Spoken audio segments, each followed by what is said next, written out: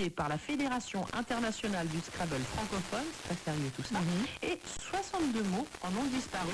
Pour des raisons éthiques, dit la Fédération qui précise, ces mots-là ont été identifiés comme ayant un caractère haineux, irrespectueux des valeurs humaines et des nouvelles sensibilités de notre monde. Lesquels...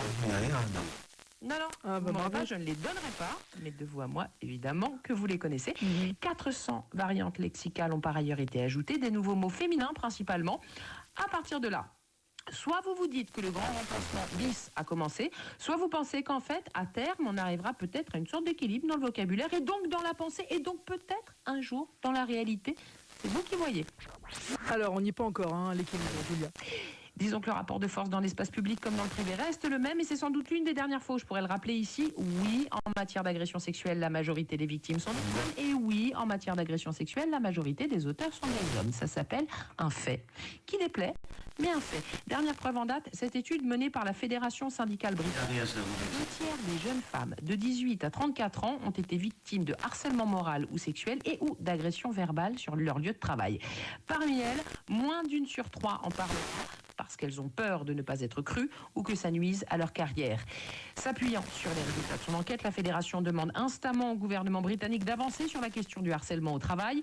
Une loi pour protéger les travailleuses est actuellement discutée à Londres, mais les députés conservateurs freinent des 4 fers. Et en attendant, 2 sur 3. Alors, en revanche, ça avance plutôt plus vite en Irlande.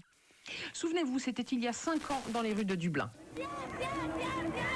Le 25 mai 2018, les Irlandais fêtaient ce vote historique. À près de 67%, ils avaient dit oui à la légalisation de l'avortement. Une très large victoire après des décennies de combats qui débouchent aujourd'hui sur ceci. Tous les programmes scolaires devront comporter désormais des chapitres sur l'IVG et sur la contraception, ce qui s'appelle avoir de la suite dans les idées. Et Julia, on termine ce soir avec un coup de chapeau à 2 femmes. Ce sont 2 Iraniennes. Elahe Mohammadi et Niloufar Hamedi, ce sont ces 2 journalistes qui, dès le début, avaient enquêté sur la mort de Mahsa Amini, celle par qui la révolte est arrivée en Iran. Rapidement, ces 2 femmes ont été arrêtées. Actuellement, derrière les barreaux à Téhéran, elles sont poursuivies, entre autres, pour collaboration avec l'ennemi américain, et elles risquent la peine de mort.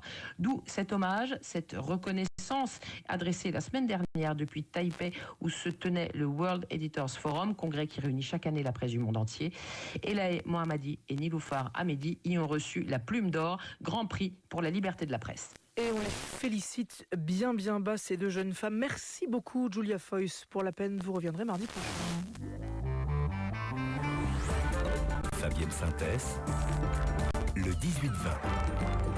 Le monde d'après de Franck Madvon. Franck, l'Organisation de coopération de Shanghai a tenu donc aujourd'hui un sommet virtuel. L'OCS, comme on dit, notamment la Chine, la Russie et l'Alliance régionale est souvent